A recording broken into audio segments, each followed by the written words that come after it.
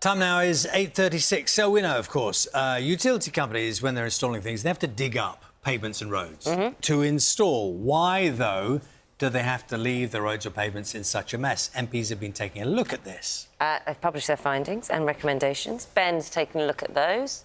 Yes. Hello, being busy. You're not digging the studio up, are I you? sometimes feel like I do all the heavy lifting around here. You make yourselves comfortable on the Do sofa. you now? Don't worry about me. Hear that distant sound, that familiar sound? Yeah. Drilling. Yeah, it's something we're all familiar with, the sound, the sights like this, roadworks, street works specifically, whether it's to lay broadband cables, repair water pipes, it's something that affects us all, whether we are drivers, pedestrians, cyclists, whether in towns, cities or villages.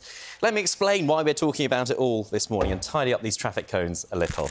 Yes, good morning. I'll lose this as well. When utility firms dig up roads and pavements for street works, as I say, it affects us all wherever we live. And the AA claims that last year utility firms dug an average of, look at that, more than 17,000 holes in every local authority in England outside London. That's up from just over 13,000 back in 2018. 200 organisations have the right to open up the road surface to carry out street works. Most projects are essential repairs or updates to ageing infrastructure. And common complaints include work overrunning, sites being left unattended and repeated work in the same location. Another big issue is the quality of the work when roads and pavements are not restored properly afterwards. Just look at some of these examples. And in a new report, MPs have set out recommendations which include tighter use of so-called immediate permits, which allow companies to dig up roads with little or no notice.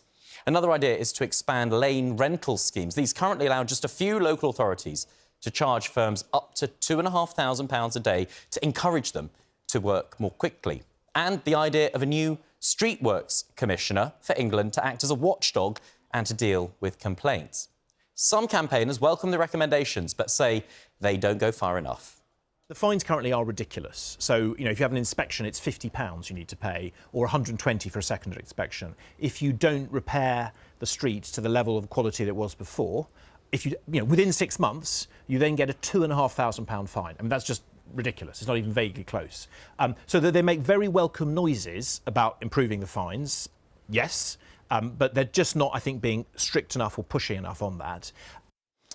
Well, the Department for Transport says it has already cracked down on street work firms overrunning or leaving roads poorly repaired by ramping up fines and giving local authorities new powers. A lot of you have been in touch about this morning. Just a flavour of some of the comments. Pat from Dunstable says they've had major gasworks going on for months. She had a gas shut off one day without warning. More streetworks appeared yesterday, she said, and they lost power unexpectedly. Steve says there have been temporary traffic lights between Camber and Lydd in Kent for more than a year due to the road sinking after utility work there 3 years ago. No sign of any repairs planned. And Lisa in Essex says there were some gasworks nearby recently which closed one lane of the road on bin day. The lorry only got halfway down the road as the lights changed and she got stuck head-on with the lorry while workers had to try and manage the build-up of traffic. Just a small flavour, a small selection of the many messages we've had. This is something that definitely gets people talking. It really does. Always.